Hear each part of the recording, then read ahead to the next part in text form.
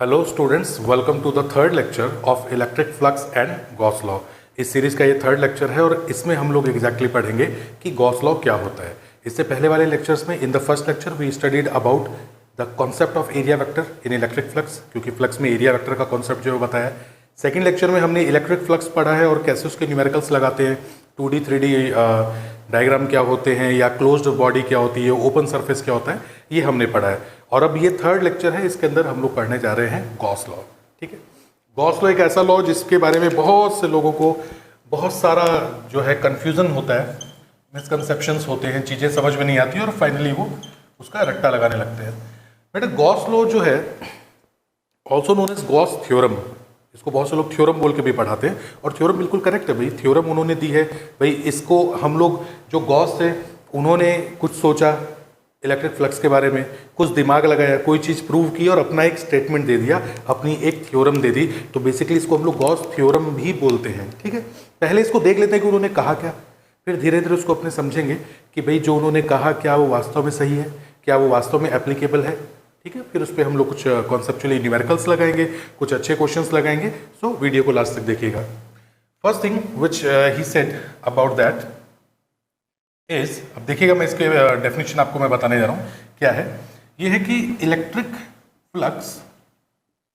Flux coming out और emerging out, कुछ भी आप लिख सकते हैं। Electric flux emerging out from a closed body, closed object, कुछ भी लिख सकते हैं। इलेक्ट्रिक फ्लक्स एमर्जिंग आउट या coming out from a closed body is 1/ε0 times of total charge enclosed in the body. Total charge enclosed in the body. देखिए overall मतलब क्या है, मतलब ये है कि कोई भी क्लोज बॉडी, सबसे जो जरूरी बात है इसके अंदर, सबसे जरूरी बात, देखिए यहाँ पे रिफ्लेक्शन पड़ रहा होगा तो मैं कोशिश करूंगा सारा इस साइड में लिखूं। सबसे जरूरी बात ये है बच्चों इसके अंदर कि भाई इलेक्ट्रिक फ्लक्स एमर्जिंग आउट, बाहर आने वाली बात कर रहे हैं, from a closed body. Closed body मैंने आपको बताया हुआ है। देखिए अगर कोई 2D सरफेस है, अगर मैं मान लो कोई रिंग ले लेता हूँ, रिंग क्लोज बॉडी नहीं है, लेकिन अगर मैं स्फेयर लेता हूँ तो स्फेयर एक क्लोज बॉडी है। मतलब उसके अंदर जैसे घर होना चाहिए, मैं अभी कमरे के अंदर हूँ, ये क्लोज बॉडी है। लेकिन अगर सिर्फ ये वॉल होती, सिर्फ दीवार होती, समझ रहे हैं, तो वो क्लोज बॉडी नहीं होती। Are you getting this concept? ठीक है, तो electric flux emerging out from a close body is 1/ε0 times of total charge enclosed in the body. मतलब बॉडी में जो टोटल चार्ज है उसका 1/ε0 टाइम्स होता है। अब आपने सोचा होगा कि सर फ्लक्स की वैल्यू तो हमने पढ़ी थी, phi is equal to E dot D है, तो हम तो इलेक्ट्रिक फील्ड निकाल रहे हैं, एरिया वेक्टर निकाल रहे हैं। यहाँ तो इन्होंने काम ही आसान कर दिया। कहीं इन्होंने एरिया की बात की, इसमें कहीं भी एरिया का जिक्र हुआ नहीं। इन्होंने कहा कि क्लोज्ड बॉडी होनी चाहिए, उसके अंदर नेट चार्ज कुछ ना कुछ होना चाहिए। ठीक है, उसके डिवाइड में एप्सिलॉन नॉट लगा दो, वो टोटल फ्लक्स है जो उसमें से निकल रहा है। जबकि हम लोग क्या जानते हैं, हम तो जानते हैं जी phi is equal to integration E dot D A. Second lecture में ये पढ़ा था भाई, ई और डी ए जो है अगर मान लो सेम डायरेक्शन में है तो एंगल 0 बन जाएगा, तो सिर्फ ई डी ए हो जाएगा। और दोनों अगर वेरिएबल कुछ भी इसमें नहीं है तो it will be E A cos theta, या सिर्फ ई ए भी बोल सकते हैं अपने, अगर थीटा इक्वल टू 0 डिग्री है। आप समझ रहे हैं, जैसे मान लो कोई क्लोज बॉडी है, इसका एरिया वेक्टर इस साइड में है और इलेक्ट्रिक फील्ड भी इस साइड में है, तो सीधा E इंटू ए कर दीजिए, फाई की वैल्यू आ गई। समझ रहे? तो अब हमने तो ये पढ़ा था, लेकिन इन्होंने क्लोज्ड बोला और बोला कि ये जो फ्लक्स एमर्जिंग आउट है, तो मैं इसे लिख सकता हूँ flux from a closed body. पहले तो ध्यान रखना क्लोज्ड, और इंटीग्रेशन पे ये निशान लगा दिया। इंटीग्रेशन पे क्लोज्ड सर्कल बनाने का मतलब हो गया क्लोज्ड। अब ये 2D के लिए नहीं है, अब ये क्लोज्ड के लिए। वैसे हम लगाएंगे जरूर 2D के लिए भी, कुछ ना कुछ जुगाड़ लगाएंगे, वो क्या लगाएंगे वो अपने अभी लास्ट में देख लेंगे। ठीक है, तो ये क्लोज्ड के लिए हो गया, is equal to Q enclosed upon epsilon naught. ये हो गया हमारे पास गॉस थ्योरम, है ना। कोई भी क्लोज्ड बॉडी है, कोई भी 3D बॉडी है, उस क्लोज्ड बॉडी में से निकलने वाला टोटल फ्लक्स जो होता है वो उस बॉडी के अंदर नेट चार्ज जो उसके अंदर है, एनक्लोज्ड का मतलब जो उसके अंदर है, बॉडी के अंदर है, डिवाइडेड बाई एप्सिलॉन नॉट के इक्वल होता है।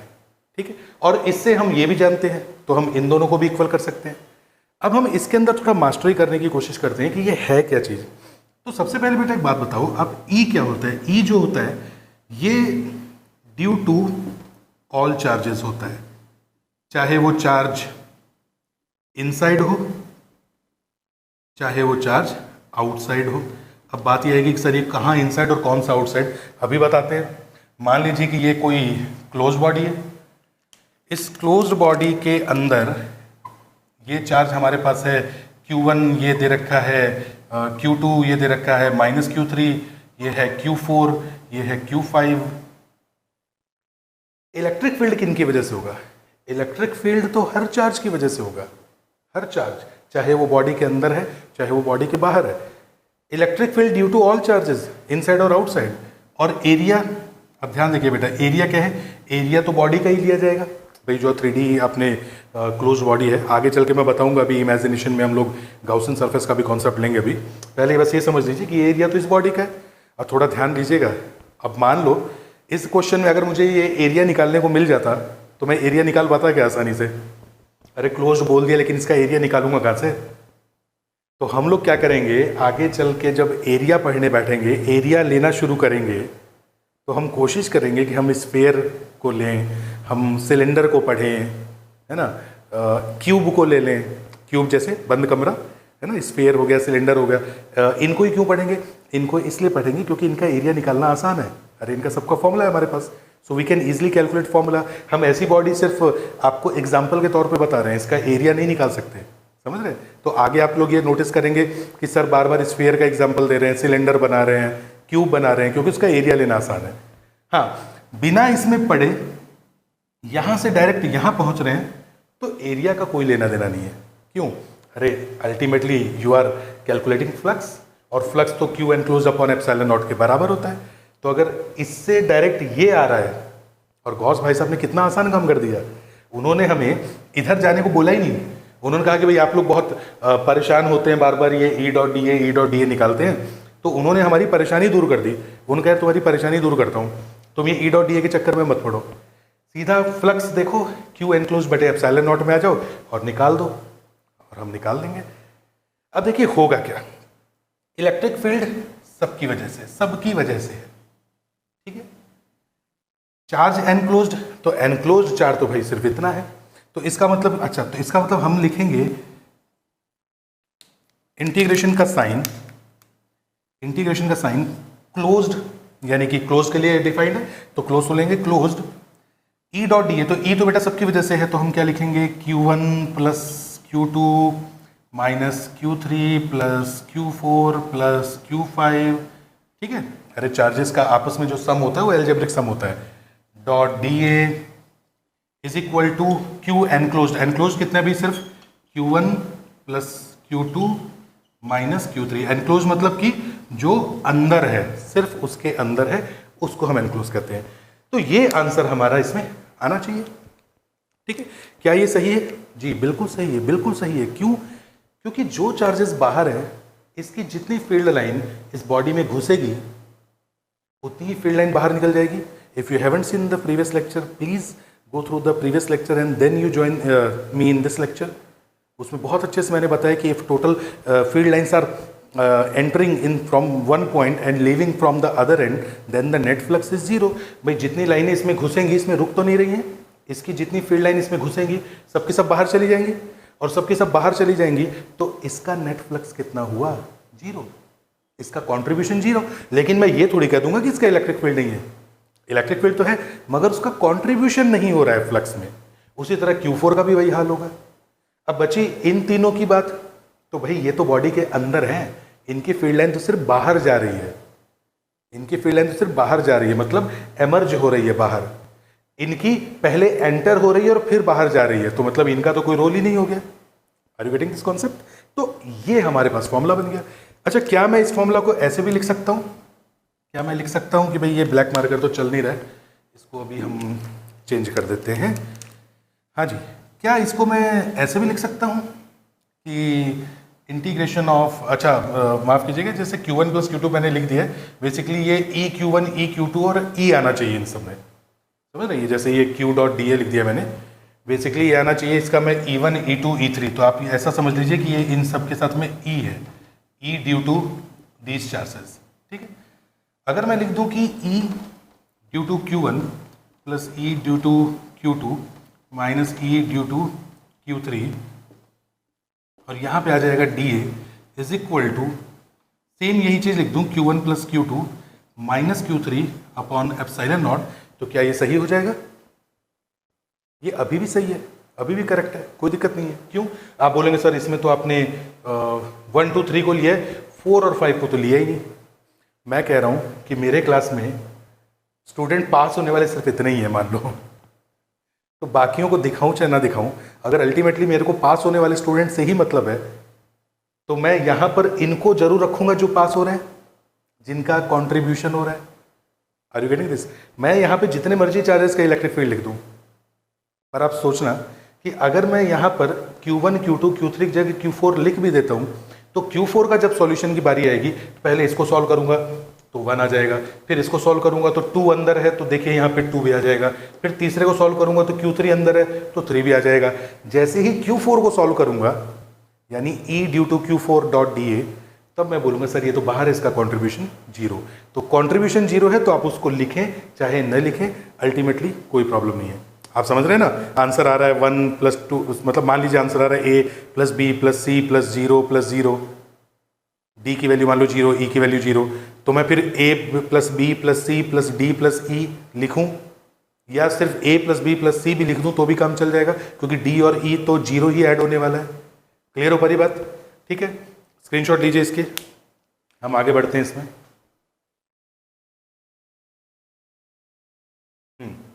उम्मीद है आपको नज़र आ रहा होगा ये, और ये इस तरह से आप देख लीजिएगा, ठीक है।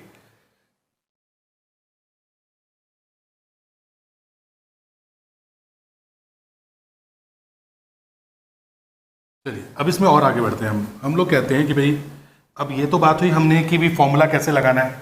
अब मैं आपके सामने फॉर्मूला रख देता हूँ बेटा। फॉर्मूला कैसा रख रहा हूँ? फॉर्मूला रख रहा हूँ, मान लीजिए एक आइसोलेटेड चार्ज है हमारे पास Q, ठीक है। Q एक आइसोलेटेड चार्ज है, एक अलग चार्ज है, हमने यहाँ पे रखा हुआ है, और उम्मीद है कि आपको मैं यहाँ लिख देता हूँ ताकि आपको बढ़िया दिखाई दे। इस Q को हमने एक स्फीयर में बंद किया हुआ है। भाई स्फीयर तो हमारे पास 3D सरफेस है, जरा मैं बाल संभाल लूँ अपने। स्फीयर जो है हमारे पास वो क्या है? वो तो 3D सरफेस है। तो मैं क्या बोलूँगा, मैंने कहा कि ये एक स्फीयर के अंदर है। आप बताएंगे इसकी फील्ड लाइंस किधर जाएंगी इस चार्ज की? इसकी फील्ड लाइन इस साइड में जाएगी, इसकी फील्ड लाइन इस साइड में जाएगी, इस साइड में जाएगी, हर तरफ जाएगी, ठीक। तो क्या मैं इस स्फीयर की रेडियस को, मान लीजिए ये स्फीयर की रेडियस जो है वो है r रेडियस है इसकी, मैं यहाँ से r बना देता हूँ इसको बेटा, ये r है। तो आप मुझे ये बताएंगे कि अगर मैं कहूँ कि इसके इस तरफ, यानी जो स्फीयर है, कोई स्फीयर मेरे पास ऐसे, आप इमेजिन कीजिए, उस स्फीयर के कोई भी एक पॉइंट पर अगर नॉर्मल ड्रॉ करूंगा तो वो बाहर की तरफ आएगा परपेंडिकुलर। तो अगर मैंने ये एरिया एलिमेंट ले लिया, मैंने कहा जी इसका टोटल एरिया A है और A है 4πr², ठीक है। तो मैंने कहा कि सर मैं स्मॉल एलिमेंट ऑफ एरिया ले रहा हूं, और चूंकि कंप्लीट एरिया A है तो स्मॉल एलिमेंट को, छोटे एलिमेंट को DA लिया जाता है, और DA की डायरेक्शन ये आ जाएगी। बेटा डायरेक्शन ऐसी क्यों आएगी? ये तो आपको एरिया वेक्टर के कॉन्सेप्ट यानी कि फर्स्ट लेक्चर में मैंने बताया था कि डायरेक्शन जो है हमेशा परपेंडिकुलर बाहर की तरफ होती है, तो इस पर परपेंडिकुलर खींचेंगे 90 डिग्री तो ऐसा ही बनेगा, ठीक है। अब मैंने यहीं पर क्यों लिया, यहाँ क्यों नहीं लिया, यहाँ क्यों नहीं लिया, यहाँ क्यों नहीं लिया? अरे कहीं पर भी ले लो, जहाँ मन करे वहाँ ले लो। Q चार्ज जो है अगर ब्लास्ट होता है तो तकलीफ इधर भी होती है, इधर भी होती है, ऊपर की तरफ भी वो एनर्जी जाती है, और अगर ज़मीन है तो वहाँ गड्ढा हो जाता है। क्यों? क्योंकि एनर्जी नीचे भी जा रही है। तो बेसिकली इलेक्ट्रिक फील्ड लाइन तो सब तरफ जा रही है, तो इस तरफ जाने वाली इलेक्ट्रिक फील्ड लाइन भी इसी तरफ ही होगी, इसी की तरफ। तो क्या दोनों सेम डायरेक्शन में? तो एंगल 0 बन रहा है। लगाया जाए इसके अंदर गॉस लॉ, तो क्लोज्ड सरफेस के लिए E dot DA is equal to Q enclosed upon epsilon naught. चलो अगर हम रख दें भाई, एक बात बताइए कि एक पॉइंट चार्ज के लिए E की वैल्यू कितनी होती है? E की वैल्यू होती है KQ अपॉन r²। भाई मैं यहाँ सरफेस पे बात कर रहा हूँ, रेडियस आ रहा है, एरिया। आप मुझे बताएंगे DA का इंटीग्रेशन A हो जाएगा फुल एरिया, तो फुल एरिया कितना है? अब देखिए, चलो मैं एक बार DA लिख देता हूँ ताकि कई बच्चों को दिक्कत ना हो। डॉट इसलिए हटा दिया क्योंकि दोनों सेम डायरेक्शन में है, is equal to Q enclosed upon epsilon naught. अब एनक्लोज्ड में तो सिर्फ एक ही क्यू है, तो क्यू अपॉन एप्सिलॉन नॉट, अरे सिर्फ एक ही क्यू है अंदर, तो मैं अंदर जब एक ही चार्ज है तो सीधा क्यू बटे एप्सिलॉन नॉट लिख दूं। ये के जो है इसको 1/4 एप्सिलॉन नॉट लिख देते हैं, यहाँ लिख देते हैं क्यू, यहाँ आ गया आर स्क्वायर, तो इतने पोर्शन को मैंने बाहर निकाल लिया, के की वैल्यू रख दी। अच्छा ये इंटीग्रेशन आ गया, फुल डिटेल में बता रहा हूँ बच्चों, फुल डिटेल में, ठीक है। अब डी का इंटीग्रेशन हो जाएगा ए का मतलब होता है एरिया, और एरिया होता है 4 आर स्क्वायर, और ये चीज़ तो मल्टीप्लाई में रहेगी, तो ये हो जाएगा क्यू बटे 4 एप्सिलॉन नॉट आर स्क्वायर बराबर क्यू बटे एप्सिलॉन नॉट। अब ध्यान से देखें तो बेटा 4 से 4 कैंसिल, आर स्क्वायर से आर स्क्वायर कैंसिल, तो यहाँ भी क्यू बटे एप्सिलॉन नॉट बचा और यहाँ भी क्यू बटे एप्सिलॉन नॉट। इसका मतलब कि R H S is equal to L H S, यानी कि हमने क्या किया, बेसिकली प्रूव करके दिखा दिया कि भाई ई डॉट डी ए जो है वो क्यू बटे एप्सिलॉन नॉट के बराबर हो रहा है। इसका मतलब ये हुआ, गौस भाई साहब ने सही कहा था, क्योंकि ई डॉट डी ए क्या होता है बच्चों, आप ध्यान देना बेटा, ई डॉट डी ए क्या होता है, फ्लक्स ही तो होता है, और ये फ्लक्स क्यू एनक्लोज बटे एप्सिलॉन नॉट के बराबर आ रहा है। तो मैं ई डॉट डी ए में फंसूँ क्यों, जब तक एग्जामिनर साहब मुझसे ई निकालने को नहीं बोलते हैं तो मैं इलेक्ट्रिक फील्ड और एरिया के चक्कर में फंसू ही क्यों, मैं तो कह दूंगा flux is equal to Q upon epsilon naught. आप समझ रहे हैं। तो जब मैंने इसको प्रूव कर दिया तो इसका मतलब कि हेंस प्रूव्ड हो गया कि फाई क्लोज्ड सरफेस, यानी कि किसी बंद पृष्ठ से पारित flux emerging out from a close surface is Q enclosed, क्योंकि इसमें एक ही चार्ज है तो सिर्फ क्यू लिखा था, अपॉन एप्सिलॉन नॉट, और ये चीज प्रूव हो गई। बताइए कहीं पर भी ये एरिया पे डिपेंड कर रही है क्या, कहीं पर भी एरिया आ रहा है क्या इसके अंदर, एरिया नहीं आ रहा ना, देखा कितनी कमाल की चीज है, एरिया नहीं आ रहा है, और एरिया नहीं आ रहा है तो साइज और शेप से तो कोई फर्क ही नहीं पड़ रहा है, साइज और शेप से तो फर्क ही नहीं पड़ रहा है। जब एरिया आ नहीं रहा है तो आप दिमाग अगर लगाएं थोड़ा यहाँ साइड में, मैंने इस क्यू के ऊपर अगर जो स्फीयर आर रेडियस का रखा था, अगर मैं आर रेडियस की जगह, मान लीजिए ये क्यू चार्ज यहाँ पे है सेंटर में, आर रेडियस की जगह एक 2r रेडियस का भी मान लेता, 3r रेडियस का भी स्फीयर मान लेता, तो इस स्फीयर के एरिया से कोई फर्क पड़ रहा है क्या इसमें, कोई फर्क नहीं पड़ रहा। आप कहते हैं सर 3r का मान लो, तो 3r को सर कैसे प्रूव करोगे, अरे 3r को प्रूव करने के लिए खुद सोचिए ना, इधर का एरिया जो है वो 3r अपॉन 3r की स्क्वायर ही तो हो जाता है ना। जैसे मान लीजिए कोई मुझे कह दे सर हम तो 3r रेडियस का स्फीयर लेंगे, फिर प्रूव करके दिखाओ हमको ये, ठीक है कोई बात नहीं भाई, जब 3r का लोगे तो ये KQ अपॉन 3r की स्क्वायर हो जाएगा, और जब ये 3r की स्क्वायर होगा तो टोटल एरिया जो है वो भी 4 इंटू 3r का स्क्वायर हो जाएगा, तो ऊपर नीचे 9 कैंसिल नहीं हो जाएगा। आप समझ रहे हैं, यानी कि एरिया से इंडिपेंडेंट हो गया है ना। मैं लिख देता हूं यहाँ पे फाई डज नॉट, अलग से भी लिखवा देंगे don't worry, phi does not depend on shape और size of closed surface. Close surface के शेप और साइज पर फ्लक्स डिपेंड नहीं कर रहा, क्योंकि अब सीधा मुझसे कोई पूछेगा सर 3r के अंदर एक स्फीयर है, उसमें एक चार्ज क्यू है, तो मैं कहूँगा एरिया से मेरे को मतलब नहीं है, ये बताओ क्लोज्ड बॉडी है कि नहीं, तो आप बोलेंगे सर स्फीयर है तो स्फीयर तो मतलब क्लोज्ड है। मैंने कहा बहुत बढ़िया, मैंने कहा क्यू अपॉन एप्सिलॉन नॉट, फिर अचानक मुझे याद आया, मैंने कहा नहीं Q enclosed upon epsilon naught, तो मैं पूछूंगा कि बेटा उसमें टोटल चार्ज है कितना, फिर आप बोलेंगे सर एक ही चार्ज है क्यू, मैं कहूँगा अब answer Q upon epsilon not. मान लीजिए किसी ने डाइपोल रख दिया, तो अगर किसी ने डाइपोल रख दिया, मान लो कि कोई 2r रेडियस का स्फीयर है, स्फीयर ऑफ रेडियस 2r, और हमने कहीं इसमें रख दिया है +q -q डाइपोल, कोई बताएगा नेट फ्लक्स कितना हो जाएगा, क्योंकि नेट फ्लक्स इक्वल टू 0 हो जाएगा, और 0 क्यों हो जाएगा, क्योंकि phi closed is equal to Q enclosed यानी बटे एप्सिलॉन नॉट। तो क्लोज स्ट्रक्चर से जितना फ्लक्स निकलेगा, एनक्लोज्ड चार्ज कितना है, प्लस और माइनस दोनों को लिखना पड़ेगा ना, तो प्लस और माइनस दोनों मिलके 0, तो एनक्लोज यानी अंदर चार्ज 0 है, तो जब ये 0 हो गया डाइपोल की वजह से, तो जब ये 0 हो गया तो ये पूरा पोर्शन 0, तो 5 फॉर क्लोज सरफेस बिकम्स 0। ठीक है, तो बच्चों ये फर्स्ट लेक्चर हमारा इसमें है, वैसे थर्ड लेक्चर है, लेकिन थर्ड का भी ये बेसिकली 3.1 है, थर्ड का भी 3.1 है। इसमें अभी मैंने आपसे गाउसियन सरफेस की बात नहीं की है, क्योंकि धीरे धीरे मैंने आपको अभी ये फील कराया है कि सरफेस से तो फर्क पड़ ही नहीं रहा है, एरिया से तो फर्क पड़ ही नहीं रहा है, राइट। तो अगर जब हमें उससे फर्क पड़ ही नहीं रहा है तो कोई चार्ज ये कहेगा कि सर सीधा सीधा बताओ ना यार कि मेरे से कितना फ्लक्स निकलेगा। मैं कहूँगा यार चार्ज क्यू है, मैंने कहा तुझसे निकलेगा क्यू बाई एप्सिलॉन नॉट। तो किसी ने कहा सर ऐसे कैसे, आपने तो चार्ज को तो ढका ही नहीं किसी चीज़ में, कोई क्लोज सरफेस तो है ही नहीं। मैंने कहा कि क्लोज सरफेस अगर होती तो फ्लक्स कितना निकलता जी, क्यू बाई एप्सिलॉन नॉट। तो मैंने कहा मान लो क्लोज सरफेस है, क्योंकि कोई इंसान अगर मुझे ये कह दे कि सर क्लोज सरफेस बड़े साइज की है तो उसके साइज से तो फर्क पड़ नहीं रहा है, शेप कैसी है उससे तो फर्क पड़ नहीं रहा है, क्लोज्ड होना चाहिए, ठीक है। तो इसका मतलब कि कोई सिंपल चार्ज भी है तो उस चार्ज से फ्लक्स कितना निकल रहा है, क्यू अपॉन एप्सिलॉन नॉट। मैंने ऑटोमेटिक क्लोज सरफेस मान ली, जिसे हम लोग बोलेंगे गाउसियन सरफेस। इमेजिनरी सरफेस होगी, जो कि मैं अगले लेक्चर में आपको बताऊंगा कि अगर मान लीजिए कोई चार्ज क्लोज्ड में नहीं है, खुला घूम रहा है या किसी अजीबोगरीब सिचुएशन में है, तो क्या हम उसको इमेजिनरी तौर पे क्लोज्ड मान के उससे निकलने वाला फ्लक्स किसी बॉडी से निकाल सकते हैं या नहीं, जानने के लिए देखिएगा अगले लेक्चर में। एक और जरूरी बात रह गई, वो ये बात थी कि देखिए साइज और शेप पर डिपेंड नहीं करता, सरफेस के साइज और शेप पे डिपेंड नहीं करता, क्योंकि एरिया के चक्कर में हम नहीं फंसते हैं, हम सीधा phi is equal to Q by epsilon naught कर देते हैं। तो साइज और शेप पे फर्क नहीं पड़ता, ये बॉडी में कहाँ है, लोकेशन क्या है, इससे भी फर्क नहीं पड़ता। मान लीजिए क्यू सेंटर में ना हो कि अगर यहां आ जाए ना, लेकिन रहे बॉडी के अंदर ही, तो net flux Q by epsilon not ही होगा। जैसे कि मैं इस वक्त कहाँ हूं, मैं कमरे के अंदर हूं, लेकिन मैं कमरे के बिल्कुल बीचों बीच नहीं हूं। मुझसे किसी ने बाहर पूछा कि अरे कहाँ है जी वो उनके फिजिक्स वाले सर, कहाँ है, कि जी वो ऊपर कमरे में है।